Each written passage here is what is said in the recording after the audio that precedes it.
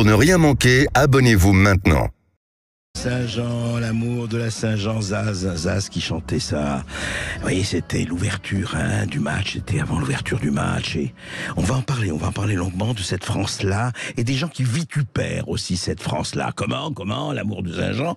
Et puis après est arrivé le président de la République. Pour prononcer un discours, il a préféré, et c'est son droit le plus strict, de n'être pas au G20 et d'être là, effectivement, sur le Stade de France. Et il s'est passé ceci. Écoutez. Amis du rugby,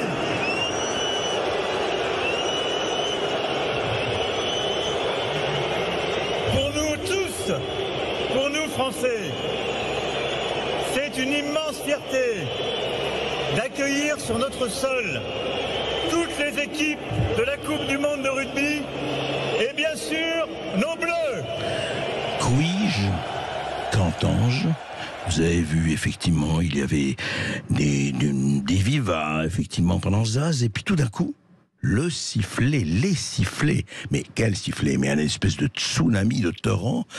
Je ne dis pas que les 80 000 personnes présentes au Stade de France étaient en train de siffler, mais quand même, devant les radios, les télévisions du monde entier, il y avait cette espèce de, allez, on va pas dire référendum, non, ça n'a pas de sens, cette espèce de vote. Et pourquoi ce vote? Alors, il y a eu tout après ça, et évidemment. Et je voudrais juste répertorier les choses. Il y a eu quand même deux phénomènes qui montrent l'état de la crise dans notre douce France d'aujourd'hui, dans ce cher et vieux pays dont parlait le général. D'abord, effectivement, on montre un Jean Dujardin, baguette, béret basque, baguette, etc. Voilà, la France rurale, la France de toujours, etc. Ah non, c'est pas possible. Et vous avez vu les réactions chez un certain nombre de gens qui disaient mais c'est pas ça la France. Mais non, la France, c'est les transphobes, ceux qui peuvent avoir un cancer de l'utérus même quand ils sont hommes. Où sont les racisés? Où sont les opprimés? Où sont la diversité? La diversité, d'ailleurs, on pourra en parler. C'est extraordinaire. C'est-à-dire que tout se passe, c'est une cérémonie, après tout. C'est une cérémonie. Voilà, on est en France, on est au Stade de France, on veut parler d'une certaine France qui a existé depuis 1500 ans. Mais c'est fini, ça c'est ringard, c'est passé, évidemment. Vous n'êtes pas dans le rap dur, vous n'êtes pas dans le rap tout, vous n'êtes pas dans la trappe tout, non.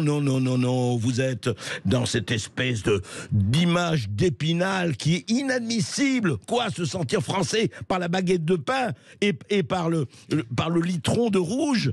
Comment? Non, on est à France aujourd'hui qui mange des insectes et qui va abandonner les animaux, etc., etc. Enfin, je ne vais pas m'éterniser là-dessus. Mais c'était assez étonnant de voir le bêlement des moutons le soir au fond des bois en disant c'est fini, tout ça c'est fini. Bon, c'est fini. Ben écoutez, en tout cas, c'est clair que c'est sur le grill, que c'est une des questions les plus importantes, l'identité de la France. Alors je ne dis pas qu'elle n'est que, évidemment, ce serait idiot que les baguettes, etc. Mais elle n'est aussi peut-être pas spécialement et uniquement dans les plus LGBT+. Je n'ai rien contre les LGBTQ+, mais peut-être qu'on pourrait accepter que dans une cérémonie comme ça, comme la Coupe du Monde du rugby, on pourrait peut-être accepter d'avoir une image de la France. Voilà, non, on n'en veut pas. Et puis, alors, second chapitre, les sifflets. Les sifflets, alors là, ça a été... étonnant. Parce qu'on a entendu, effectivement, des réactions partout. Il se fait que, voilà, Emmanuel Macron a été sifflé. Alors, est-ce qu'aujourd'hui, en France, dans des pays dits démocratiques, on a le droit de siffler un président de la République, ou de le huer, ou de le conspuer? Attention, sans aucune violence. Il faut le répéter, aucune violence. Des sifflets comme il y a eu des casseroles, vous vous rappelez, il n'y a pas si longtemps. Eh bien, apparemment non, par exemple, pour la députée Aurore Bergé. Écoutez. Moi, je pense qu'il ne faut pas en tirer d'enseignement politique. Certains voulaient le relier ici aux retraites, ici au 49.3. Je crois que ce n'est pas le sujet. Ce qui est intéressant aussi, c'est que d'ailleurs, il a été applaudi à partir du moment où il a fini son discours. Donc, vous voyez, on peut arriver en étant parfois hué, malmené. Il a parlé des Bleus et de la victoire. Donc, je crois que quand vous sifflez le président de la République, vous sifflez aussi une institution qui est celle de la présidence de la République. D'autant plus dans un moment qui doit être un moment d'abord un sportif et de rayonnement international. J'ai vu aussi des polémiques que je trouve absolument ridicules sur la cérémonie d'ouverture. Voilà. Alors, critiquer le président, c'est critiquer une institution. Et c'est ce qu'a dit également Jean-Marc Dumontet, l'homme de théâtre, le propriétaire de théâtre et producteur Jean-Marc Dumontet, qui a tweeté ceci. Siffler le président, c'est siffler la France. Siffler, c'est ne pas respecter les urnes. Siffler, écoutez-moi bien, hein. Siffler le président, c'est siffler la France. Siffler, ce n'est pas respecter les urnes. La démocratie permet de s'opposer, de contester, de débattre. La démocratie exige le respect de l'autre et des représentants. Siffler, c'est le degré zéro de la pensée, le déni de la démocratie. Voilà. Donc, vous comprenez bien que si vous sifflez l'autorité, eh bien, voilà, vous êtes contre la démocratie, donc quelqu'un à surveiller et à punir. Vous dites, attendez, c'est pas ce que dit Jean-Marc Dumontet. Non, pas du tout.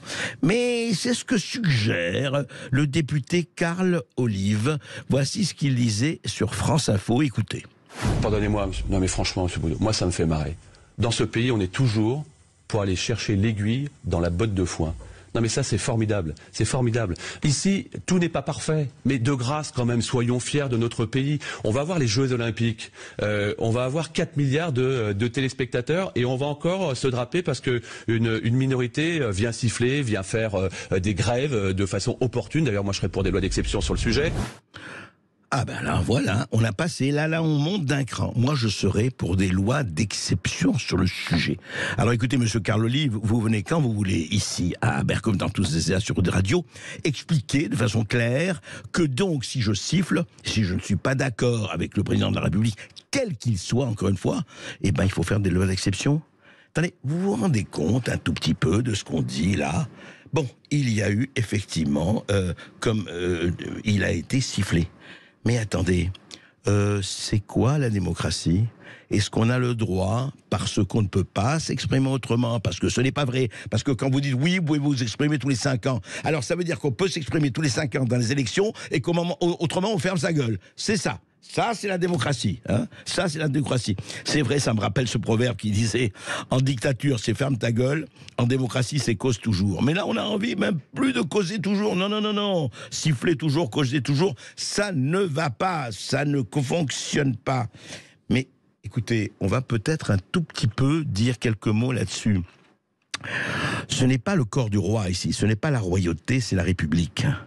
Et la République, eh bien, vous savez ce qui se passe ? Quand il n'y a pas de contre-pouvoir, quand il n'y a pas assez de contre-pouvoir, quand il y a des gens qui sont aujourd'hui, majorité comme opposition, uniquement sur le registre du commentaire, que nous soyons dans le registre du commentaire, d'accord ? C'est notre boulot d'éditorialistes, d'écrivains, de journalistes, etc. Mais que eux, qui ont prétention à légiférer, qui ont prétention, et dont c'est le job, et ils sont payés pour ça, pour faire des lois, pour les acter, pour ne pas être décor. Qu'est-ce que vous voulez quand on voit que c'est le 49.3 qui fonctionne pratiquement au quotidien, quand on voit qu'un certain nombre de choses ne sont pas tenues, eh ben les gens, qu'est-ce que vous voulez ? Oui, quelquefois ils prennent des avions, c'est pas très bien. Ils prennent des ULM, ils commencent à discuter, ils mettent des banderoles destitution.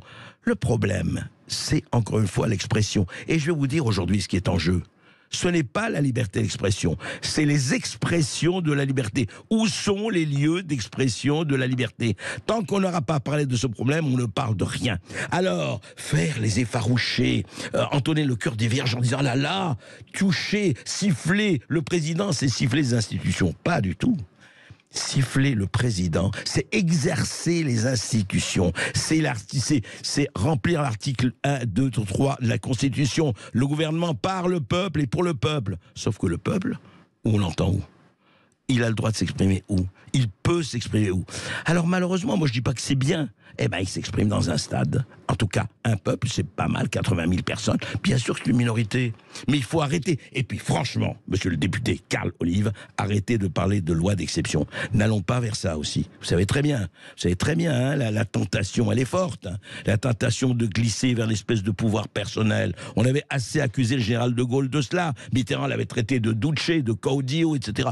Et très franchement, quand le général de Gaulle, il y a eu un référendum, il faut le rappeler toujours, quand il a dit le référendum en 1969, eh bien, si les Français ne sont pas d'accord, je m'en vais. Et il est parti dans l'heure qui a suivi les résultats du référendum. Ça s'appelle la démocratie. Ça s'appelle un démocrate. On ferait bien, tous et toutes, de s'en souvenir. Le monde entier se rappelle où que vous étiez.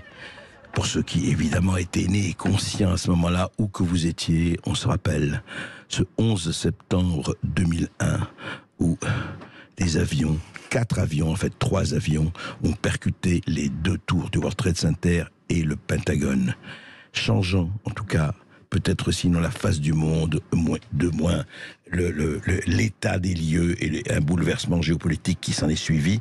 On va en parler avec Alexandre Delval, géopolitologue, consultant et essayiste, et qui va sortir bientôt, et nous le recevrons pour ça, son nouveau livre, Vers le choc global, aux éditions de l'Artilleur. Alexandre Delval, on vous a toujours reçu avec plaisir, depuis le totalitarisme vert jusqu'au déclin de l'Occident, aux faiblesses de l'Occident. Vous les avez toujours étayés avec force. Et je voulais vous faire entendre quelque chose. Donc il y a eu le 11 septembre. Vous vous rappelez, c'était la fin de l'histoire selon Monsieur Fukuyama. L'Amérique était unique, on ne parlait même pas du monde multipolaire, et puis il s'est passé ce qui s'est passé. Et aujourd'hui, nous sommes sous la présidence de Hunter Biden. Il était à Hanoï il y a encore 2 jours, il prononçait un discours et on entend ça. Let's see. I'm just following my orders here. Have a game plan. He may have a game plan. He just hasn't shared it with me. But I tell you what, I don't know about you, but I'm going to go to bed. Voilà, je suis les ordres, je sais pas ce que vous allez faire vous, mais moi je vais au lit. Il a interrompu sa conférence de presse et on se dit, attendez, l'Amérique des années 2000, 2001 et même avant, depuis 1945, l'Amérique surpuissante.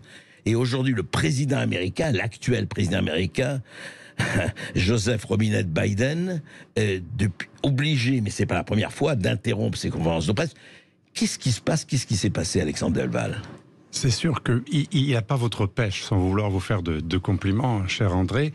Et ça, bon, c'est pas de sa faute, mais ça ne gêne pas tant que ça, finalement, le système, ou on l'appelle, certains disent le deep state, le système, moi je dirais... L'État profond. Oui, l'État profond, moi je dirais même... Le pouvoir dans sa complexité, car un pouvoir n'est jamais unique basé sur une personne, même en Russie ou même en Corée du Nord, c'est légèrement plus complexe qu'un seul homme, même quand il y a un seul homme apparemment en commande. Donc c'est pas ça le plus choquant. Il a son âge, il a son état de santé. Qu'est-ce qui est le plus choquant alors à votre avis? Ce qui est choquant, c'est qu'il veuille se représenter. Comparément, si on compare d'ailleurs avec Monsieur Trump est beaucoup plus frais au même âge, parce que ce qui compte, c'est pas l'âge de la carte d'identité, c'est l'âge des veines. Et cet homme et je veux pas me moquer de lui, d'ailleurs, a beaucoup d'absence. À un moment, il cherchait sa mère, qui était morte depuis 12 ans, c'était il y a quelques années. Une autre fois, il atterrit dans un endroit, il savait pas dans quel pays il était. C'est quand même assez grave, quand on est à la tête de la première puissance mondiale, qui en plus livre des guerres un peu partout dans le monde, sans parler de celle qu'elle a suscitée en disant que c'est pas elle. Et donc c'est assez inquiétant, mais en fait finalement il y a un système, il y a une bureaucratie, un deep state et un système qui fonctionne assez bien et qui, contrairement à ce qu'on a dit pendant des années, n'est pas ce ne sont pas des néoconservateurs républicains.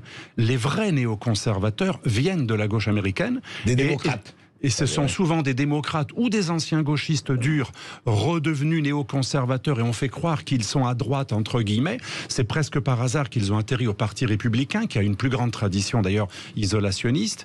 Mais en fait, les vrais néoconservateurs qu'on a assimilés à Bush sont essentiellement autour de Biden. Pas Obama, qui était beaucoup moins interventionniste. D'ailleurs, Obama a essayé de faire la paix à un moment avec la Russie. Il a essayé de faire un reset avec le monde musulman. Il y avait quelque chose de relativement sincère dans le pacifisme d'Obama. Le premier Obama, pas à la fin de son mandat. Par contre, Monsieur Biden a accepté et favorisé toutes les guerres depuis une quarantaine d'années. C'est vraiment le cow-boy qui fait croire qu'il est un ange pacifique, mais c'est vraiment quelqu'un qui est aussi radical que George Bush.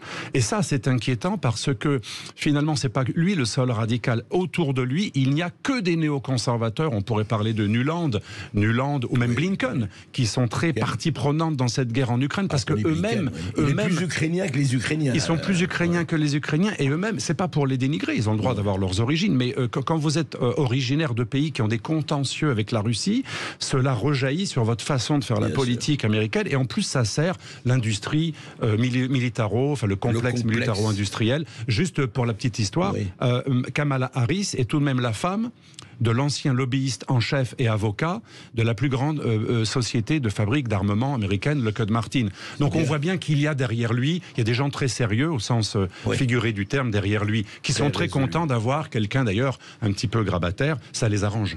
Alors, on va continuer à en parler après cette petite pause. Alexandre Delval, c'est très intéressant de savoir surtout où on en est aujourd'hui entre le G20, entre les BRICS, entre Xi Jinping, Biden, dont on a parlé, Trump et Poutine.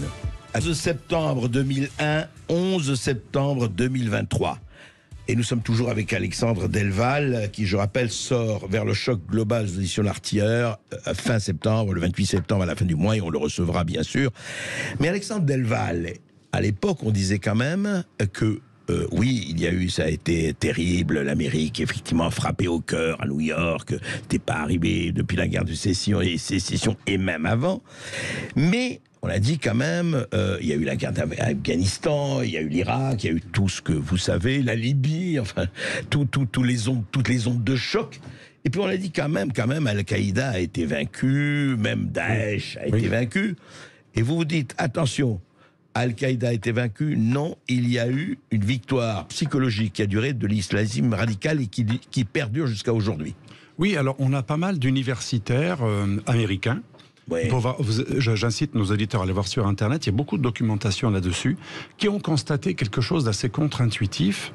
Depuis le 11 septembre 2001, on n'a pas vu des musulmans abandonner l'islam, ou des intégristes devenir modérés par horreur, par indignation de ce qui s'est passé. On n'a même pas vu des Occidentaux devenir assez critiques sur les textes, dans la mesure où certains textes, pas tous, incitent à la violence. On a vu un phénomène assez impressionnant d'accélération des conversions à l'islam, et pas à l'islam de l'eau de rose, comme dit pas l'islam modéré, disons, qui existe. Pas l'islam qui, à un moment, était à la mode aux États-Unis. Il y a pas mal d'études là-dessus. Dans les années 60, il y avait une mode de l'islam soufi. Et c'était très sympathique d'embrasser un islam modéré soufi. Non, après le 11 septembre, on n'embrasse pas l'islam soufi. On a une accélération chez les musulmans et chez les non-musulmans, y compris des latinos et des blacks protestants et évangéliques, etc. On a une progression assez fulgurante des conversions à l'islam politique et à l'islam radical. Je ne parle même pas du djihadisme, mais à l'islam radical, à l'islam qui veut le califat, l'islam des frères musulmans qui veut le califat, c'est-à-dire c'est l'idéologie d'Al-Qaïda en soft. Donc c'est assez extraordinaire de voir que plus on tue au nom de l'islam, eh bien plus il y a finalement une victimisation des musulmans, pas que par les musulmans, d'ailleurs souvent c'est des officines antiracistes et wokistes dont vous parliez avant, et plus il y a finalement une publicité extraordinaire livrée en faveur de l'islam, dont aucune autre religion ne bénéficie. Est-ce que vous voyez souvent, lorsqu'un catholique fait quelque chose de condamnable, des gens qui disent « mais le vrai catholisme est merveilleux ». Le vrai catholisme est extraordinaire. Le vrai catholisme, il est amour et paix. L'évangile est un texte extraordinaire. On voit très rarement ce genre de justification. Mais à chaque fois que l'on tue au nom de l'islam, et ça arrive pratiquement tous les mois ou toutes les semaines en France, directement djihadiste ou en tout cas si c'est pas un djihadiste, souvent quelqu'un qui est musulman, bien entendu, moi je pense qu'il faut surtout pas que ça suscite, bien sûr, de la haine pas amalgamer et de l'amalgame. Tous les musulmans. Le souci de l'amalgame est tout à fait légitime, mais ce qui est impressionnant, parfois, après un attentat islamiste, on voit plus de voix s'élever contre le risque de l'amalgame que contre l'horreur de la personne qui a été massacrée à coups de couteau ou qui a été décapitée. Et ça, c'est assez impressionnant, et c'est la vraie victoire d'Al-Qaïda, de susciter un victimisme des musulmans et une absence de remise en question qui n'aide pas nos amis musulmans à se débarrasser de tout ce qui est radical ou totalitaire dans certains corpus, je précise, c'est pas l'islam, c'est certains corpus de la charia qui incitent à la violence. Oui, mais alors, Alexandre Delval, d'accord, alors vous dites, c'est intéressant d'ailleurs, qu'effectivement, on n'a pas constaté un reflux. Mais quand même, quand on regarde la géopolitique d'aujourd'hui, et vous vous y intéressez au moins autant que tout le monde, quand même, regardez ce qui se passe en Arabie Saoudite, regardez ce qui se passe avec l'extraordinaire les plaques tectoniques du monde qui ont bougé. Oui. Regardez ce qui se passe quand même dans les territoires où on disait c'est le hub de l'islam radical, de l'islamisme radical, etc. Or là, effectivement, ça change aussi beaucoup. Oui. Est-ce qu'il n'y a pas là un il y a les deux balancier? Il y a les deux. Il y a en Iran une société qui est peut-être la moins islamiste aujourd'hui, qui en a marre d'avoir goûté. Pour les voiles des femmes. Hein. Bien sûr, ils sont chiites, donc je sais que ça n'a rien à voir avec Al-Qaïda, mais en Iran, ce qui a lancé la mode du radicalisme islamiste, il y a un ras-le-bol. Oui. Ça, c'est une bonne nouvelle. En Arabie Saoudite, il y a un nationaliste, comme en Égypte ou comme dans les Émirats, qui promeut un modèle anti-islamiste, c'est-à-dire qui est musulman, qui accepte un modèle musulman même assez conservateur, mais qui ne veut plus l'exporter comme un virus pour contrer ici le communisme ou là l'Iran chiite. Ça, c'est une bonne nouvelle. Par contre, on a un déplacement du hub. Aujourd'hui, l'Asie, le sud-est asiatique, est en pleine explosion islamiste. Il y a vraiment un succès extraordinaire de l'islamisme radical, tant politique que djihadiste. Où ça, par exemple par exemple, le sud des Philippines, le sud de la Thaïlande et des États musulmans comme la Malaisie ou l'Indonésie. Tous les chercheurs ont bien constaté depuis des années et même le Bangladesh, qui était beaucoup plus laïque que son frère le Pakistan. Tous ces pays ont connu une radicalisation islamique tant par le djihadisme que par l'islamisation politique qui en général va avec.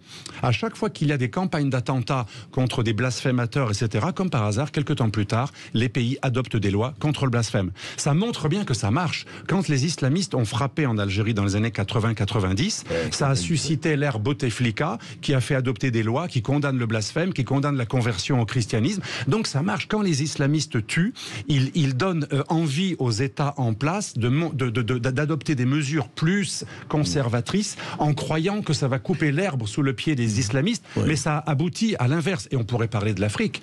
L'endroit aujourd'hui, il y a alors rien que le Mali et le Burkina Faso, 20 000 morts en 2 ans. On est à 20 000 morts sur cette petite zone, des zones très rurales. Sans parler du Nigeria. Sans parler du Nigeria. Aujourd'hui, j'en parle dans mon livre, même au Mozambique, on a des villages entiers qui sont assaillis par des gens qui viennent du Nord, et à chaque fois, 50, 60 têtes coupées. Personne n'en parle.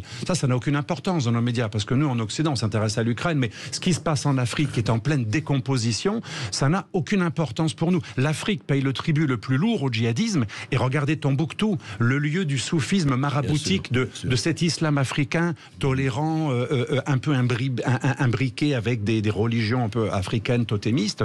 Cet islam-là est totalement hors la loi.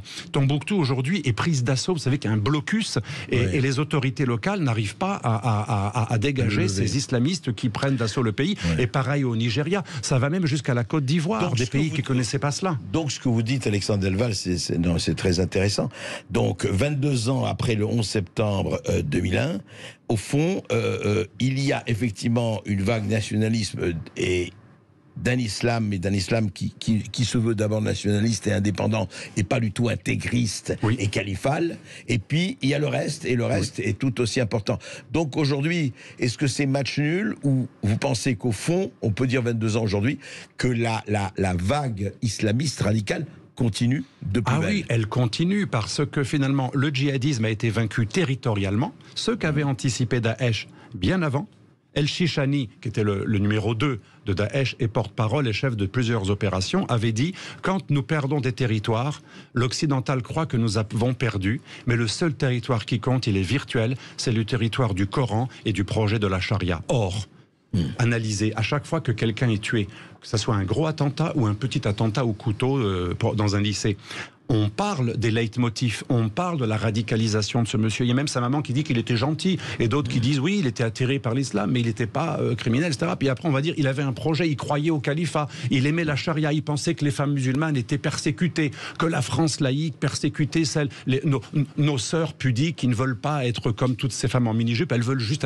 être habillées décemment, effectivement, elles ont le droit de s'habiller comme elles veulent. Et donc cette victimisation a progressé, c'est extraordinaire. Le résultat d'Al-Qaïda, c'est que finalement, la publicité envers cette religion, en mal, qu'on en parle en mal, parce que ça les intéresse aussi, ou qu'on en parle en bien, c'est quelque chose d'extraordinaire. Je pense qu'il faudrait des millions et des centaines de millions pour avoir l'équivalent en termes de publicité achetée. Sauf que là, c'est gratuit. Chaque attentat, c'est une pub gratuite envers l'islam en bien, ou en mal. Parce que dans le marketing, ce qui compte, regardez Benetton, vous savez, dans les années 90, ils ont été les premiers à faire du marketing crash, avec du sang, des choses assez dégoûtantes. Eh bien, c'est ça. Le marketing, il fonctionne même quand quelque chose est choquant.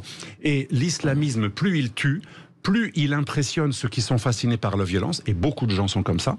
Regardez les Corses ou les Basques. Leur terrorisme n'a jamais suscité une prise de conscience et une indignation comparable à celle que l'on a envers des simples idées d'extrême droite. Non, mais ce qui est assez étonnant, des idées d'extrême droite non violentes suscitent beaucoup plus d'indignation, voire même de loi et de condamnation que certains actes commis ou certains soutiens au terrorisme de certains identitaires anti-État. C'est-à-dire l'identité qui est acceptée aujourd'hui, c'est celle du radical, de celui qui n'est pas occidental, celui qui est musulman ou qui parle au nom du Sud global. En fait, ce qu'on peut espérer, mais votre analyse évidemment en tient, c'est que les terrifiants pépins de la réalité ne soient pas seulement terrifiants et que les pragmatiques pépins de la réalité aussi un peu, non pas l'emportent, mais fassent l'équilibre. En tout cas, on en reparlera très bientôt, Alexandre Delval, avec vous et avec votre prochain livre vers le choc global, parce que choc global, vous voyez, 22 ans après le 11 septembre, et bien le choc est de plus en plus et de mieux en mieux, hélas, global. Et il va être global parce que s'il y a une dédollarisation en cours, il y aura une guerre. L'Amérique fera 100%, de manière certaine, une guerre à ceux qui mettront en œuvre la dédollarisation. Ça va être difficile, mais s'ils y arrivent, ce sera un des motifs parmi tant d'autres de guerre globale. Eh bien écoutez, voilà, sur ces mots... Eh bien, vous l'avez reconnu, évidemment, tous, la haka, la fameuse haka des Néo-Zélandais, hein, des All Blacks, magnifique. En plus, la gestuelle est extraordinaire. Tout ça est extraordinaire, mais évidemment, alors... Et là, nous sommes très heureux d'avoir retrouvé Sandrine Rousseau, parce que, encore une fois, moi, cet été, vous savez, ça m'a un peu manqué. On avait des personnes comme ça qui nous apportaient toujours du grain à moudre, mais tel merveilleux grain, quoi. Si le grain ne meurt, disait déjà André Gide. Eh bien, la haka, cette formidable gestuelle avant le match des Néo-Zélandais, eh bien, évidemment, Sandrine Rousseau a réagi. Et il fallait que Sandrine Rousseau réagisse. Écoutez. Si la question que vous me posez, c'est est-ce qu'un monde où on glorifie et où on met en exergue des codes virilistes à ce point-là, et qu'on passe complètement sous silence tout ce qui est compétition féminine, parce qu'on l'a vu, on pourrait parler de la Coupe du Monde de foot féminine, etc. Oui, enfin je veux dire oui. Quand j'ai vu Emmanuel Macron descendre une bouteille de bière dans un vestiaire, non. Eh bien oui, ces codes virilistes, c'est pas possible. Mais Sandrine Rousseau, vous savez qu'il y a des compétitions, y compris en Nouvelle-Zélande, féminines de rugby. Le rugby féminin est aussi fort que le rugby masculin. Oui, je vous assure, des femmes, et oui, ces femmes, et vous avez tellement raison de les mettre au pinacle, sauf que là, code viriliste, et vous savez ce qu'elles font, ces femmes? Eh ben, elles font la haka. Vous n'y croyez pas? Écoutez.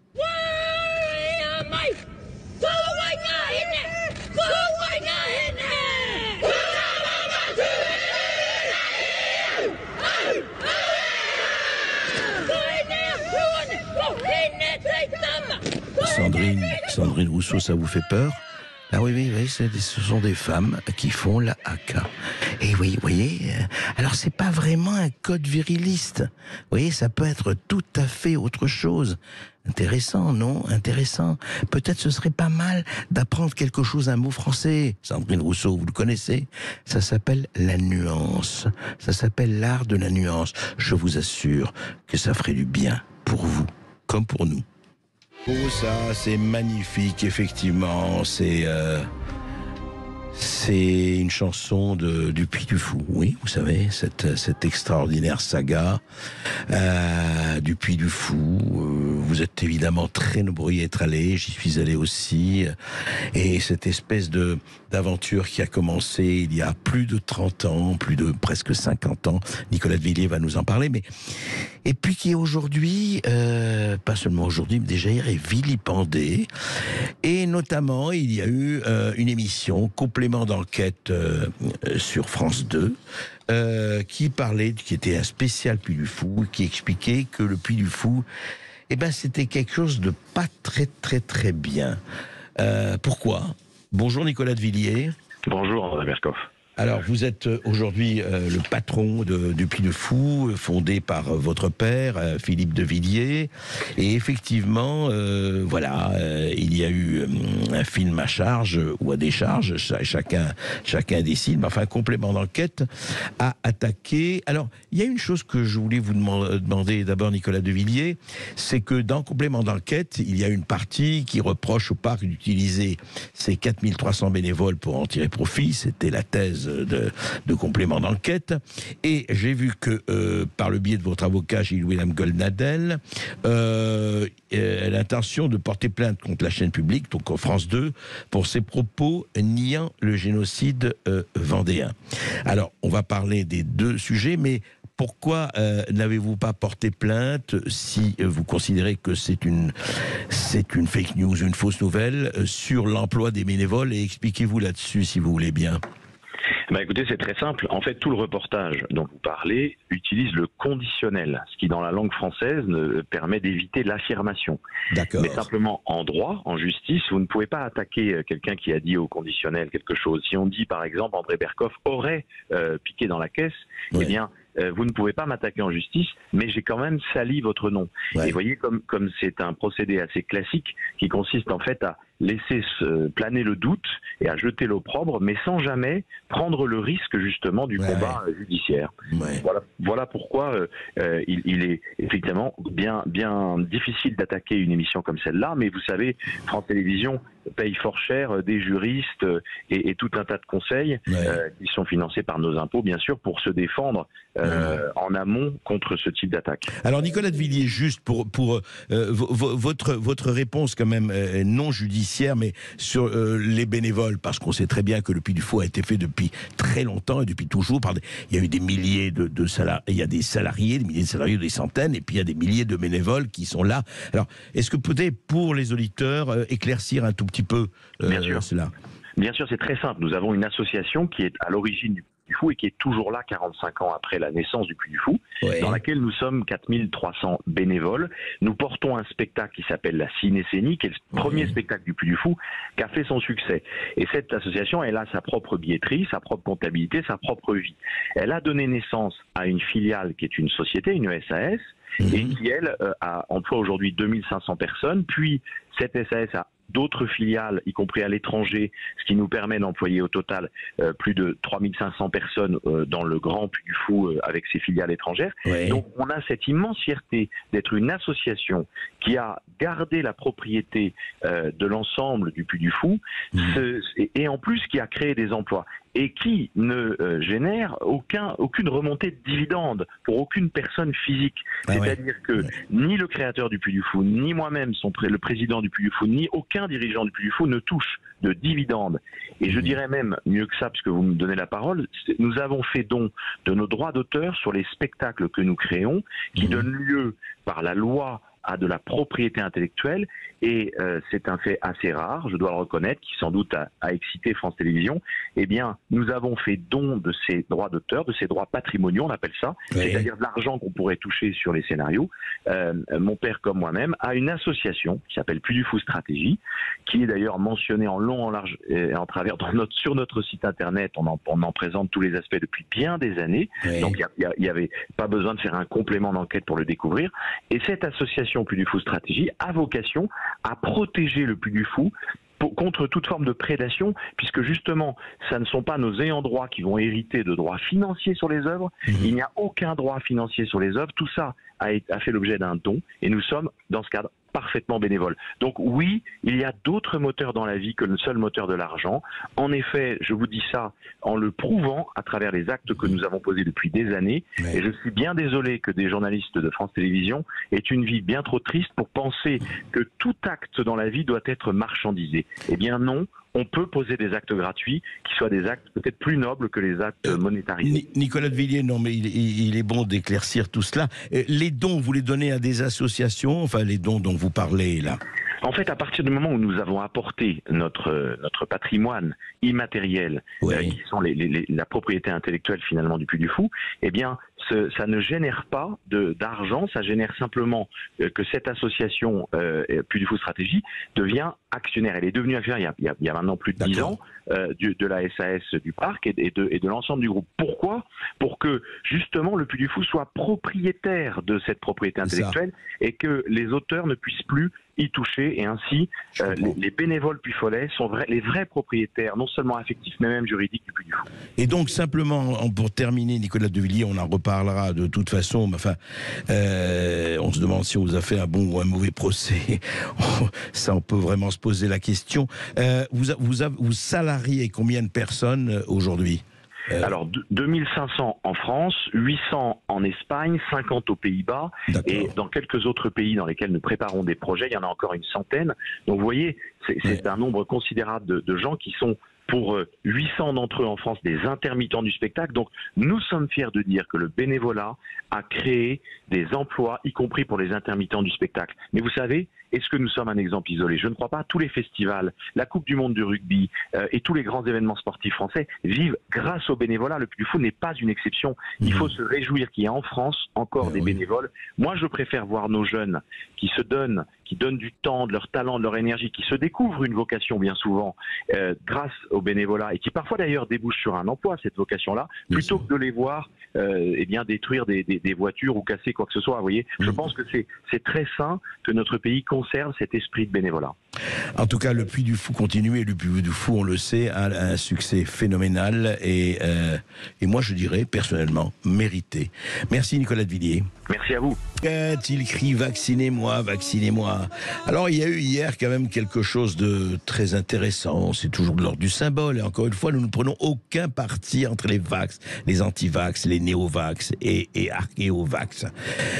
Novak Djokovic, vous connaissez Novak Djokovic, on ne va pas vous le présenter. Il s'est adjugé hier son 4e US Open en domptant en finale Daniil Medvedev, égalant ainsi le record absolu de 24 titres du Grand Chelem de l'Australienne Margaret Court. Je rappelle que Novak Djokovic était pendant 2 ans interdit de séjour aux États-Unis parce qu'il a refusé de se faire vacciner.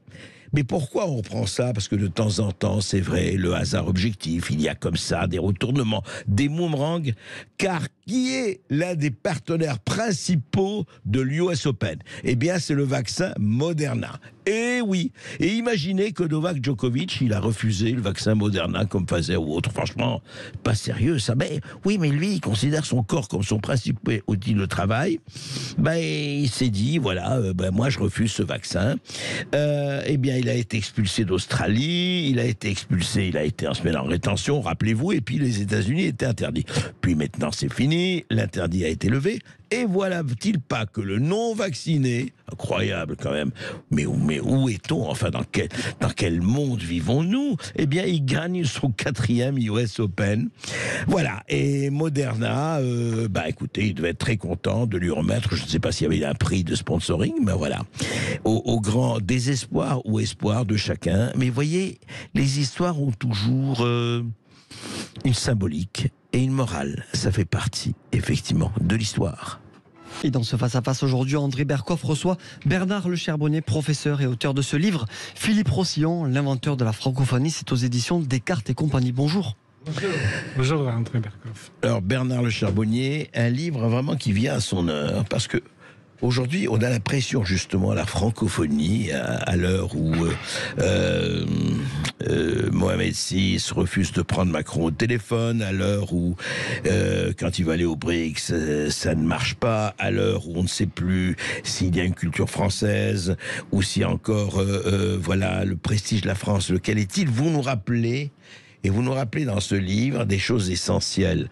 Juste, je rappelle que en 2022, sur 112 pays et territoires, 321 millions de locuteurs en français, dont 250 millions en font un usage quotidien. Aujourd'hui, la francophonie. Depuis 4 ans, 21 millions de personnes supplémentaires parlent le français, soit une progression de 7% depuis 2018. 5e langue mondiale après l'anglais, chinois, l'hindi et l'espagnol, une langue parlée sur tous les continents, etc., etc. Et on nous parle en même temps, voilà, c'est fini, la francophonie. Et vous nous rappelez Philippe Rossillon. Alors, qui est ce Philippe Rossillon, inventeur de la francophonie? Et dites-nous son combat, Bernard Le Charbonnier. Philippe Rossillon a été chargé en 1968 d'une mission extraordinaire, à savoir de créer les institutions francophones. Les institutions francophones, aujourd'hui ça s'appelle l'Organisation internationale de la francophonie. C'était ça s'appelait le Haut Comité de la langue française. Haut Comité au début pour le rayonnement et l'expansion du français. Et donc c'est en 66 que Georges Pompidou lui confie cette mission.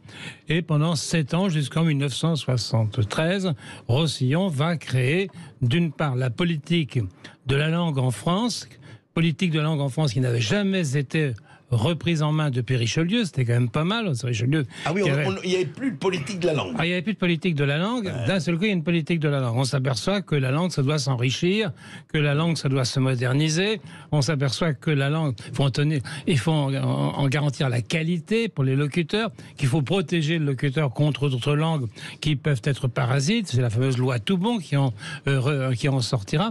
Enfin, bref, il n'y avait plus de politique de la langue. Et il recrée la politique de la langue, mais pour le plan intérieur, mais également pour le plan extérieur.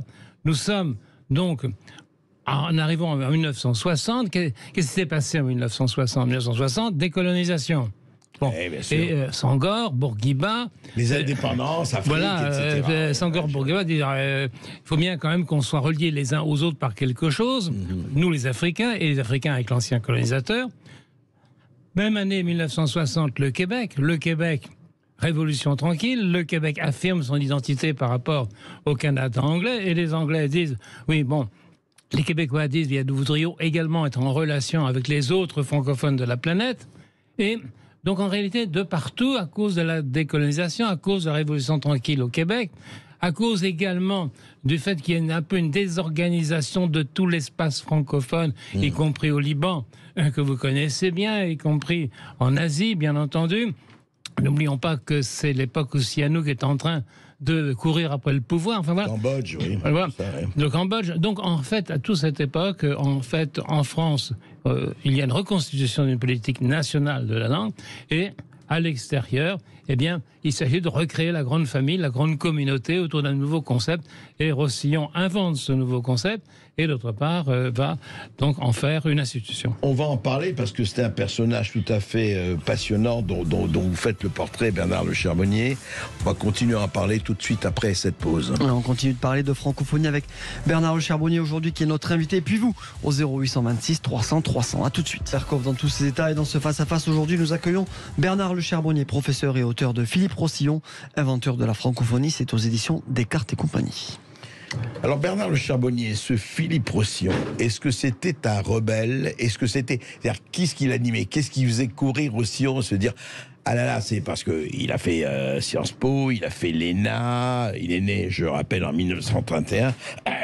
C'est donc la génération qui, quand De Gaulle arrive au pouvoir, il avait 26 ans, 27 ans, hein, c'est ça, quand De Gaulle reprend le pouvoir en 58. Donc il était gaulliste, vous le racontez dans votre livre. Mais qu'est-ce qui le faisait courir? Qu'est-ce qui l'animait surtout? Au départ, c'est ce qu'on appelait les jeunes gaullistes, c'est-à-dire des jeunes qui, en fait, se retrouvaient complètement dans le gaullisme, dans le patriotisme tel que De Gaulle le décrivait, avec ses valeurs morales, mais qui se posaient une question, comment, à moins de 30 ans, nous allons pouvoir survivre à De Gaulle, c'est-à-dire le surtitre de son premier livre, Patrie et Progrès, et il réunit autour de lui... c'était Survivre à De Gaulle. C'était Survivre à De Gaulle qui était vraiment le surtitre. Après ça, Patrie et Progrès, c'était le programme du parti politique qu'il crée pour répondre à cette question. Alors, quelle réponse apportait-il à cette question? Nous sommes en 1958-59, et donc, à ce moment-là, ces hommes qui sont plutôt des hommes de gauche et même d'extrême gauche considèrent que malgré tout c'est une honte d'abandonner l'Algérie. Donc ils créent un mouvement d'Algérie française socialiste. Et en fait, il demande à ce que l'Algérie... Toute la gauche était pour l'indépendance de l'Algérie. Absolument. Et alors, donc Rossillon et ses copains, dont Chevènement en particulier, très proche de lui, demandent qu'on réfléchisse quand même avant d'aboutir à la grande séparation. Et donc Rossillon, qui est plutôt de gauche, ainsi que tous ses camarades, pense que si la France devenait socialiste et si l'Algérie devenait socialiste, on pourrait faire une grande république socialiste. À cette époque-là, il faut bien dire qu'il s'illusionne sur ce qu'est une république il disait, socialiste. En fait, ce qu'il voulait, l'Algérie reste française et on devient socialiste. Et deviennent socialistes, et qu'en réalité, les Français, les Algériens soient des camarades à l'intérieur d'une république complètement repensée. Ce qui était une utopie absolue, mais ce qui est intéressant dans la mesure même où, en fait, ils disent, on a le droit de dire ce que l'on veut, on a le droit de penser ce que l'on veut. Et ce qui est intéressant, c'est de voir que De Gaulle n'interdit pas la réflexion qui va également dans ce sens-là. Et donc ce mouvement, en 6-7 ans, va faire naître énormément de talents, pour ainsi dire, à la haute administration, chez même des politiques, des gens qui s'en rapprochent, comme Charbonnel, etc. Et ce mouvement, va, en fin de compte, se dissoudre en 1965. Et le jeune Rossillon, qui est haut fonctionnaire, qui était narco fonctionnaire, donc va sembler être l'homme de la situation à De Gaulle, Pompidou et Michel Joubert pour prendre en main cette fameuse politique nationale de la langue en France. Alors, attendez, et alors l'idée est venue de Gaulle, Pompidou et Joubert, ils se sont dit, il faut s'occuper du français, de la langue française, de la diffusion et de la langue française, ou c'est Rossillon, comment Rossillon s'est imposé comme l'homme de la situation? D'abord, Rossillon est proche de Pompidou, il est proche de tout ce milieu, puisqu'ils partaient de la même génération, ils ont fréquenté les mêmes écoles, ils se connaissent depuis l'âge de 18 ans, ainsi de dire. Et c'est l'idée de Rossillon, c'est de dire, effectivement, les anciens combats, style Algérie, oublions, allons vers les nouveaux combats, et les nouveaux combats, ça va être effectivement de renforcer la France dans ce cas-là, de plus talentueux, de plus ancien, de plus profond, de plus identitaire, dont la langue. Et donc ainsi, Rossillon va proposer à Pompidou et à Joubert en particulier, de créer ce fameux haut comité de la langue française. Et quand le haut comité va être créé solennellement par 66, Pompidou, 66, mars 66, à ce moment, mars-avril 66, la fameuse phrase de Pompidou le baptise, ce doit être une croisade pour la langue française. Oui, c'est ça. C'était le mot de Pompidou lui-même, etc. En fait, c'était non pas un substitut, mais peut-être une augmentation des champs des possibles pour Rossillon en disant, voilà, je me suis battu pour peut-être une France socialiste avec l'Algérie, etc. Bon, c'était de l'utopie, ça ne s'est pas fait, mais la France doit continuer dans tous les pays à vocation internationale, par la langue aussi. Absolument, c'est l'union nationale. Chez Rossillon, jusqu'à la fin de sa vie, ça va être l'union. L'union d'une part nationale, l'union des francophones, et puis à la fin, dans sa dernière partie de son existence militante, ça va être l'union des latins, puisqu'après avoir donc été le patron du Haut Comité de la langue française, il passera les 15 dernières années à la tête de cet organisme incroyable, l'Union latine, dont il souhaitait faire le pendant de l'Union européenne. Oui, c'est fou. Ça aussi, utopie. Enfin, pour le moment, en tout cas. Ça a très bien marché tant qu'il était là et tant qu'il y mettait son énergie, ses moyens. Mais la francophonie a demeuré à travers les institutions, mais pas, effectivement, l'Union latine qui s'est effondrée peu à peu après. Mais oui, vous me donnez l'idée, peut-être que au lieu de mettre les Français parlent au français comme générique de mon émission, je mettrai les francophones parlent aux francophones, parce que nous sommes écoutés en Afrique, nous sommes écoutés au Québec, en Suisse et un peu partout en Belgique. Donc, c'est vraiment intéressant. Et alors, comment ça s'est passé? Je veux dire, quels obstacles ou quelles alliances a-t-il tissé? Vous le racontez dans votre livre, Bernard, mais c'est bien que je recommande. Lisez-le pour tous ceux qui s'intéressent à la langue française. Et qui a dit? Quel est l'écrivain qui a dit? Vous savez, c'était un écrivain algérien, je me rappelle, avait dit « Mon exil, c'est la langue française », et l'autre avait dit « Ma patrie, c'est la langue française ». Alors, il y a deux grands écrivains. Il y a un écrivain qui appartenait au FLN, c'est-à-dire Kateb Yassine. Et Kateb Yassine a dit « Le français, c'est le tribut qu'on a réussi à leur arracher ». Le butin de guerre. Le butin de guerre. Et Camus a dit « Ma vraie patrie, c'est la langue ». Voilà. Alors donc, en réalité, c'est intéressant de voir que les deux parties n'ont pas opposé. D'ailleurs, face à face, qu'à le dire, parlent du même langage, mais... Non, Rossillon, à quoi s'est-il heurté? Il s'est surtout heurté à l'administration française. C'était l'administration. Par exemple... il empiétait sur des territoires, non? Il empiétait d'abord sur le territoire de l'éducation nationale, qui considérait qu'il n'avait strictement rien à faire là-dessus, alors qu'il voulait, lui, et c'est ce qu'il a fait, créer des commissions de terminologie afin que le français scientifique s'enrichisse à mesure que des inventions se faisaient. Bon, et ça, il y est arrivé en faisant des pressions multiples et variées, en créant des institutions, des commissions. D'autre part, il s'est heurté à l'éducation nationale qui a toujours refusé qu'on s'occupe de la langue en tant telle qu'elle était enseignée. Et là, c'est un échec. Il n'a jamais réussi à entrer dans ce bastion, bien malheureusement, entre nous, vu ce qui se passe, actuellement. Et puis après ça, il s'est beaucoup heurté à l'ORTF, puisqu'en fin de compte, ce qu'il voulait, c'était que les journalistes parlent français et qu'on évite donc le jargon technocratique, les anglicismes, etc. Et alors là... il doit se retourner dans sa tombe, là, Philippe Rossillon. Il doit se retourner dans... Oui, mais en fait, il a quand même réussi, à travers la loi Ball-Lauriol de 72, et qui ensuite est devenue la loi Toubon, pendant un certain temps, à créer une sorte de barrage, au moins au niveau publicitaire. Oui, d'accord. Mais au niveau quand même de la langue, bon, c'est très difficile d'ailleurs, c'est vrai, d'éviter les anglicismes, même nous aussi. Et hélas, on y succombe quelquefois. Et c'est quelqu'un, au fond, qui a mené aussi, il faut le rappeler, il était maire de Bénac, ville du Périgord, etc. Et ça comptait pour lui beaucoup, cet enracinement local. C'était le Périgourdin pur. D'ailleurs, il aimait bien que pendant les dîners multiples, y compris officiels, se mettre à parler comme un paysan périgourdin. Il trouvait ça très bien. C'était pas un jacobin. Moi, j'ai beaucoup travaillé sur les archives du Haut Comité. J'ai retrouvé nombre de propositions de Rossillon concernant les langues régionales. Il considérait qu'il fallait revenir sur cet interdit des langues régionales et en fait retrouver une paix entre le français et les langues de France, comme il dit.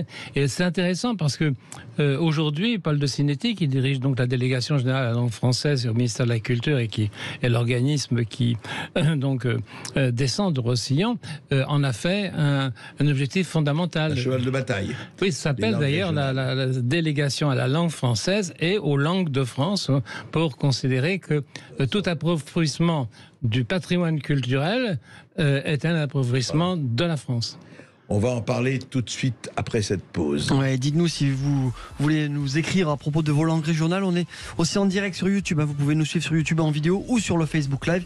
Et puis bien sûr au 0826 300 300 pour réagir. À tout de suite. Sud Radio, on accueille aujourd'hui Bernard Le Charbonnier qui est auteur de ce livre. Philippe Rossillon, inventeur de la francophonie. C'est aux éditions Descartes. Alors effectivement, Bernard Charbonnier, on pourrait se poser des questions, on voit des chiffres, bon, évidemment, des chiffres intéressants. Au sein de l'Union européenne, le français est la deuxième langue vivante étrangère des enseignements primaires et secondaires, deuxième langue la plus enseignée après l'anglais, etc., etc. Sauf que moi j'ai une question, je vais la poser un peu brutalement, mais quand même. Mais est-ce qu'on parle français à l'école aujourd'hui? En tout cas, est-ce qu'il n'y a pas un problème de niveau de la langue française, depuis déjà pas récent, depuis quelques décennies? Il y a un niveau d'apprentissage, au niveau de l'apprentissage de la langue française. Il y a un problème en France et un problème dans la francophonie, qui ne sont pas tout à fait les mêmes. Au niveau de la francophonie, notamment de la francophonie africaine, le grand problème, c'est l'alphabétisation. Ouais. On s'étonne, par exemple, que le Mali, le Burkina, le Niger aient basculé. Mais regardons ce qui s'est passé. Dans ces pays, on est à moins de 30% de personnes qui comprennent le français et on est à 15% d'alphabétisation. Donc ces pays ont déjà basculé. Au moment où il y a la bascule politique, la bascule linguistique s'est déjà produite. Ouais. Et donc, en fait, on s'aperçoit que dans l'ensemble de l'Afrique francophone, on doit être sur un taux d'alphabétisation autour de 50%, qui n'a pas bougé d'ailleurs depuis des décennies. Bon. Mais il ne progresse pas non plus. Et que s'il continue d'y avoir cette chaîne de coups d'État, on peut imaginer que cette francophonie devienne francophobie et on ne sait pas ce que le français va devenir. En France, c'est un autre problème. En France, c'est un effondrement de l'apprentissage à l'école. Donc, on essaie je dirais, après l'alphabétisation, apprentissage à l'école. Effondrement de quel, alors dans quel domaine, à quel niveau, je dirais Au niveau de l'usage de la langue écrite en particulier. Actuellement, on doit être le 22e ou 23e pays au niveau de l'OCDE, au niveau de la qualité de l'apprentissage de la langue dans notre pays. Alors qu'on était... De notre propre langue. De notre propre langue. Ouais. Alors que pendant toute la République, on a toujours été le 2e, 3e de l'ensemble de tous les pays développés. Donc aujourd'hui, on est de plus en plus bas. Le nombre de fautes par dictée, par les élèves est absolument hallucinant. Le nombre de fautes a doublé depuis 30 ans encore. Donc en fait, d'orthographe, etc. Faute d'orthographe, faute de grammaire, c'est-à-dire que on doit arriver aujourd'hui à 30-40 fautes pour une dictée de 60 mots, 70 mots, quelque chose comme ça. Donc ça s'effondre de plus en plus. Et là, la grande difficulté, c'est qu'on voit absolument pas comment l'on peut s'en sortir. Alors bien entendu, certains disent mais il faudrait simplifier le français. Bien entendu, c'est simple. C'est la meilleure solution, c'est effectivement un volapük, comme disait de supprimer le thermomètre. Comme ça règle les problèmes. Donc oui. Alors donc en fait, au niveau de la francophonie, au sens propre, c'est l'alphabétisation qui est le problème numéro 1. Et en France, c'est le problème de l'apprentissage du français. Mais alors, qu'est-ce qu'on peut faire, à votre avis, vous qui avez suivi ça depuis toujours? Est-ce qu'on va rester avec cet effondrement de la langue, de l'expression? Et vous savez très bien, cet altruisme, ça renvoie à la pensée. Qui n'a pas suffisamment les mots pour s'exprimer, comment voulez-vous qu'il ait une pensée, je ne dis même pas complexe, mais une pensée nuancée, quoi? Si ce n'est pas la priorité d'un ministère de l'Éducation nationale, rien ne se fera. Moi, je me dis qu'à la fin du 19e siècle, les Français étaient à peine alphabétisés.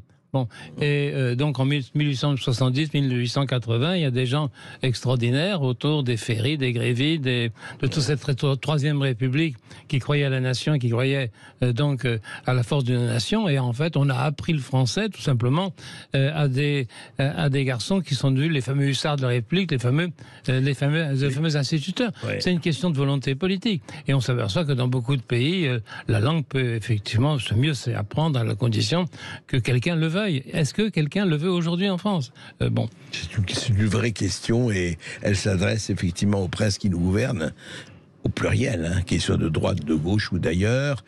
Mais vous le sentez comme une espèce de... Ça peut être corrigé, ça peut être parce que, eu égard à l'état des forces, à l'état des lieux aujourd'hui, Bernard Le Charbonnier, est-ce que ça peut être corrigé? Ça peut être, je dirais, est-ce que cette espèce d'effondrement peut être arrêté ou c'est trop tard? Je pense qu'il peut être arrêté, mais c'est totalement une question de volonté politique. Regardons les programmes politiques des partis politiques par rapport à la langue. Ouais. Ça, c'est quand même intéressant. Ouais. Aujourd'hui, on a une excellente bonne volonté chez les Républicains. Comment ça se traduit? Quelles sont leurs propositions? On voudrait le savoir. Aujourd'hui, très curieusement, ce que je vais vous dire va vous étonner, le seul parti politique qui a vraiment un programme construit, solide et efficace par rapport à ça, c'est les Insoumis.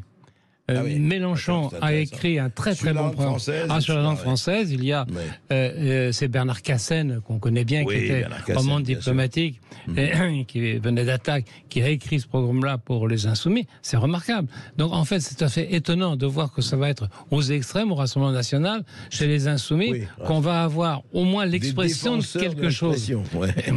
C'est intéressant, oui, parce que d'un autre côté, ils disent mais est-ce que ça, oui, mais quand on accueille des millions de gens ou des milliers de gens qui ne parlent pas du tout français, c'est aussi un problème, ça. Je ne veux pas lier à l'immigration, mais... Oui, mais à condition, pourquoi ne pas prendre les bonnes mesures? On les connaît, les mesures. Prenons par exemple un pays comme la Finlande. La Finlande qui réussit tout en matière d'éducation. La Finlande, qu'est-ce qu'elle fait? Quand les enfants viennent du bout du monde et ne connaissent absolument rien du français, et les familles non plus, bien entendu, on apprend donc le finlandais aux petits gamins qui viennent notamment d'Érythrée ou qui viennent de Somalie. Et qu'est-ce qu'on fait aussi? On donne les cours aux mamans. Les mamans doivent apprendre le français aussi, si bien qu'en réalité, il y a des écoles avec des classes pour mamans, une classe pour gamins, et tout le monde apprend le finlandais. Et c'est une condition d'intégration. Il y a des solutions. Ouais, c'est intelligent ça. Écoutez, on va demander aussi ce qu'en pensent nos éditeurs, Esteban. Oui, on va demander ce qu'en pense Philippe qui nous appelle de Marseille au 0826 300 300. Bonjour Philippe. Bonjour Philippe. Bonjour à tous. Moi j'ai une question concernant un petit peu la francophonie en général, parce qu'on entend un peu des choses contradictoires. D'un côté, on dit que grâce, à la démographie africaine, dans quelques années, le français sera une des langues les plus parlées au monde. Mais dans la pratique, moi, je voyage assez souvent, même en Afrique ou en Europe. Je sais pas du tout ce que je vois. Je vois plutôt un effondrement du français. Même dans des pays en Europe qui étaient traditionnellement, on trouvait des francophones, comme en Italie, en Espagne. Là, il faut trouver des gens de plus de 50 ans qui parlent français. Hein. Les jeunes ne parlent pas du tout français. Et alors, en Afrique, moi, ce qui m'inquiète, c'est que... alors, je vois par exemple au Maroc, là, ce pauvre pays aujourd'hui, va sûrement frapper. Mais c'est un phénomène tout à fait nouveau que je ne voyais pas encore il y a 3-4 ans. Quand je parle avec des jeunes dans un cadre professionnel, maintenant, spontanément, ils vont me parler en anglais. Ils vont plus du tout me parler. Avant, c'était impensable de ne pas parler français. Maintenant, c'est l'anglais. Et je vois un pays comme le Sénégal, j'en finirai par là, où là, j'ai rencontré un ami, un Sénégalais. Alors lui, il liait ça un petit peu au problème à la fois de la mondialisation et un peu des problèmes ethniques. Mais il m'a dit, tu verras, dans 30 ans au Sénégal, et pourtant on est dans le pays de Sangor, dans 30 ans au Sénégal, la langue officielle, ce sera le Wolof. Et pour les échanges extérieurs, on prendra l'anglais. Mais le français aura disparu. Alors qu'en est-il? Combien y aura-t-il de locuteurs français dans 20, 30 ans, 40 ans dans le monde? Bernard Le Charbonnier, partagez un peu. Actuellement, le chiffre officiel est de 321 millions de francophones. Bon, alors c'est un chiffre qui est établi à partir des statistiques qui sont données par les États eux-mêmes. On pense que malgré tout, c'est pas si faux que ça. Alors maintenant, vous avez tout à fait raison, dans la mesure même où les étudiants ont plutôt tendance à partir se perfectionner aux États-Unis ou en Angleterre, il est certain que quand ils reviennent, ils sont acquis à la langue dans laquelle ils ont fait leur formation supérieure. La preuve en est que les généraux qu'on a vus prendre le pouvoir dans les derniers coups d'État sont tous pratiquement ont tous fait leurs études aux États-Unis. Donc c'est clair que c'est le risque. Et alors c'est un risque extrêmement grave puisque ce sont les dirigeants, ce seront les dirigeants, donc les modèles, donc les exemples par rapport à la jeunesse. Ils vont imprimer ça ou ça. Alors.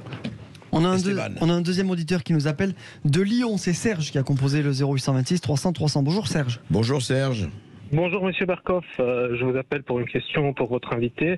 Alors pour préserver du coup la francophonie et déjà pour savoir c'est quoi le danger qui pèse dessus, n'est-ce pas que l'anglais est devenu la langue des affaires, c'est-à-dire que pour avoir un meilleur boulot, un meilleur salaire, on est obligé de travailler avec des entreprises américaines qui ont beaucoup plus de pouvoir en matière de salaire, etc. C'est-à-dire que pour un peuple étranger qui veut apprendre une deuxième langue, il va sûrement favoriser l'anglais dès le début. Il y a de moins en moins de grosses entreprises françaises à l'international. Elles sont toujours attaquées, un peu comme l'affaire Alstom et tout. Je pense que dans le passé, on pouvait travailler chez Alstom en parlant juste français. Maintenant, il faut apprendre l'anglais pour travailler chez Alstom et autres. Voilà. Ou pour le paracétamol et autres. Oui, est-ce que c'est pas le problème, Bernard Charbonnier, l'anglais étant devenu la langue des affaires, du monde, de la mondialisation heureuse, comme disait l'autre. Il est certain que par rapport aux critères langue des affaires, c'est que le français est la 4e ou 5e langue du monde des affaires, quelque chose comme ça, et que l'anglais, naturellement, l'emporte de plus en plus. Alors, il y a un certain nombre de points d'interrogation. Je ne dis pas de certitude, mais il y a des points d'interrogation. Alors, il y a le premier point d'interrogation, c'est la résistance des Asiatiques par rapport au tout anglais. Les Asiatiques font très attention à ce que, effectivement, leur propre élite ne soit pas entièrement anglophone. Actuellement, la Chine donc déclare seulement 10 millions de Chinois anglophones. En Chine même. Parce que c'est pas... oui. Non, mais c'est politique. On sent bien que, bien entendu, qu'il y en a plus que ça. Mais c'est intéressant, c'est de voir que les Chinois ne veulent pas qu'Internet, en particulier, et les Japonais encore moins, soient entièrement dominés par la langue anglaise. Donc, je dirais qu'il y a une protection, peut-être négative, mais une protection de la part de l'Asie sur le fait que d'autres langues que l'anglais doivent être parlées. C'est quelque chose qu'on a vu à l'époque de l'Union soviétique. À l'époque de l'Union soviétique, il y avait un parapluie contre l'anglais. Et en fait, tous les pays de l'Est, à cette époque-là, que ce soit les Russes, les Hongrois, les Bulgares, étaient enseignés en français. Mais n'oubliez jamais que le Parti communiste chinois, le parti unique, bien sûr qu'il reste plus que jamais, envoie ses cadres supérieurs à Harvard. Bien sûr, bien sûr.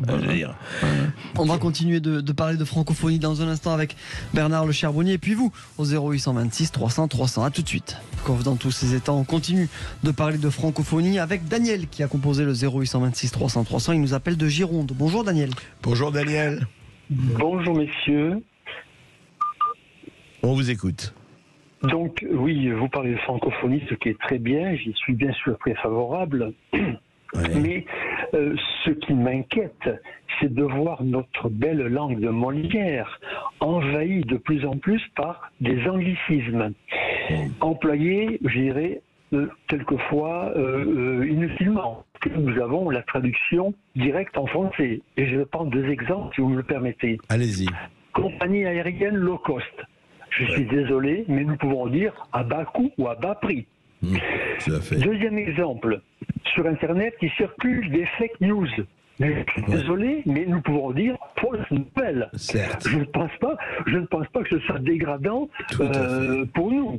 Et je pense que si nous voulons favoriser cette francophonie, encore faut-il protéger notre langue. Et je ne sais pas si vous êtes allé un jour en Islande.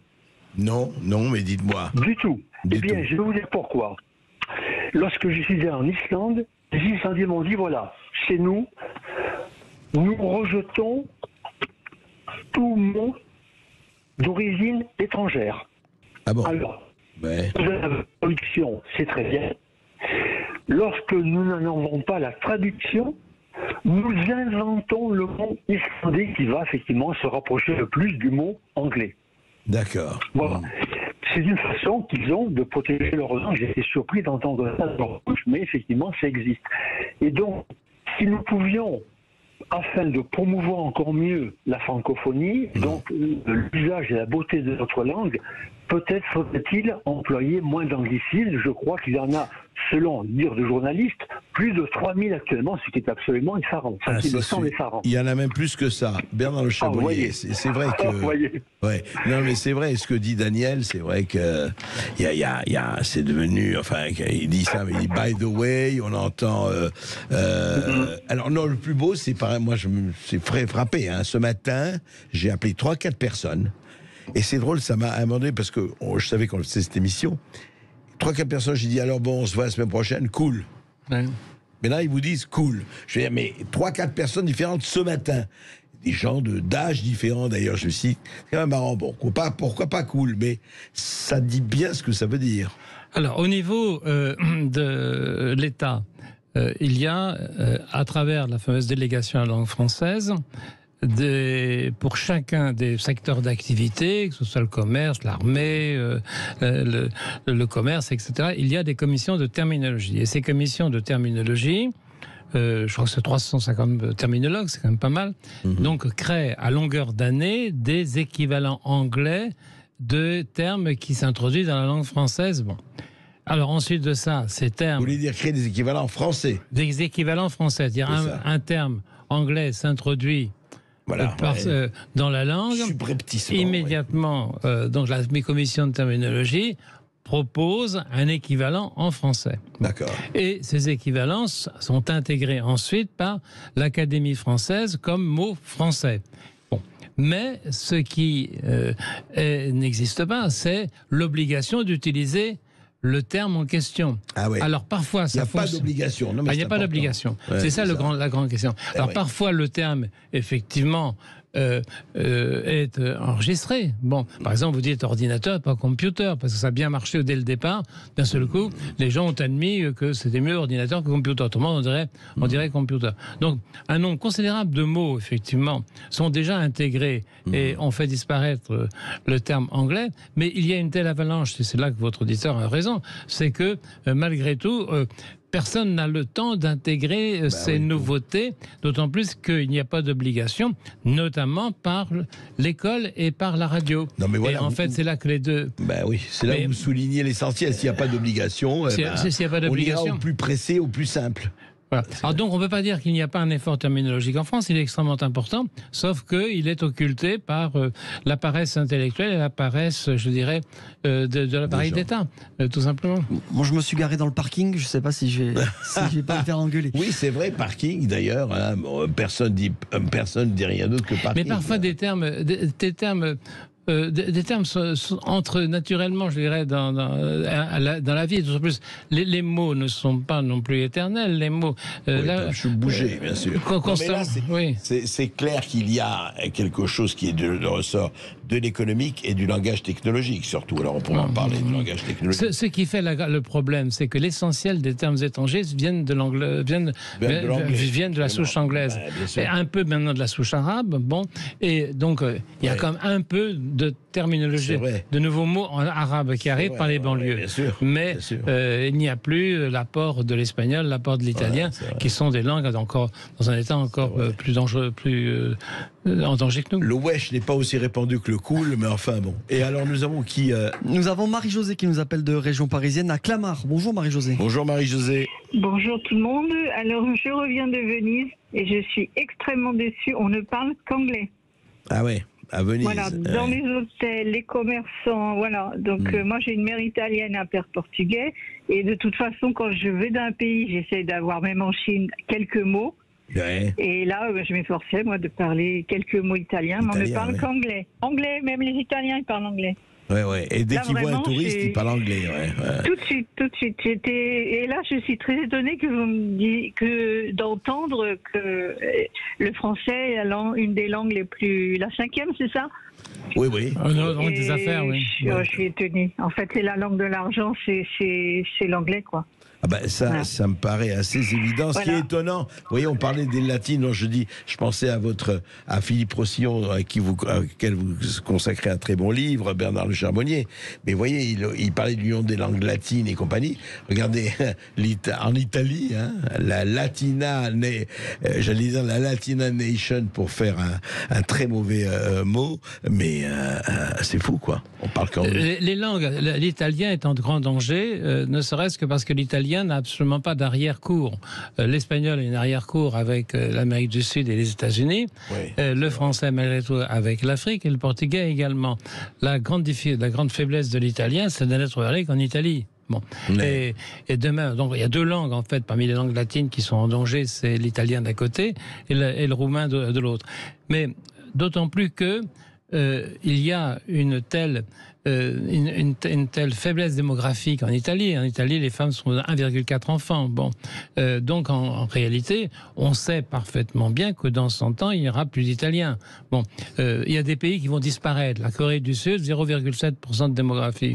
L'Italie, 1,4%. C'est fondamentale de la démographie. Ah, c'est fondamental. La démographie est à l'origine de tout. À l'origine de tout. En Espagne, maintenant, on a. Alors donc la baisse du christianisme d'une part, ce sont des pays chrétiens qui se déchristianisent. D'autre part, ce sont des pays qui ont associé le confort à une faible démographie, contrairement à tout ce qu'on avait dit jusqu'à présent. Et donc, en réalité, du moment où il y a un affaiblissement démographique, un affaiblissement linguistique, c'est absolument certain. C'est assez, oui. Et en fait, tout découle de là. La politique aussi découle de la démographie. Ah, tout dépend. Tout découle de là. Et en fait, juste un mot. Par exemple, aujourd'hui, est-ce qu'il aurait besoin d'un Philippe Rossillon? Je ne dis pas que les gens qui sont là ne sont pas à la hauteur, mais est-ce que s'il y avait à renforcer quelque chose, vous avez évoqué, Bernard Le Charbonnier, le fait que, est-ce qu'on ne devrait pas rendre obligatoire ces termes français à l'éducation nationale, à la radio et la télévision? Après tout, oui, c'est peut-être, je dirais, un excès de pouvoir, mais après tout, un excès de pouvoir nécessaire d'obliger que, à terme égal, on emploie le français plutôt que l'anglais, par exemple. Alors, c'est tout le pari qui sera ou non raté de Villers-Cotterêts. Villers-Cotterêts, donc, est créé le 19 octobre, la Cité internationale de la langue française et de la francophonie. Bon. Je dirais que sous un pouvoir qui soit un pouvoir volontaire, et on pourrait peut-être dire c'est le miracle qu'on attendait, puisqu'on n'avait pas justement ce type d'outil jusqu'à présent.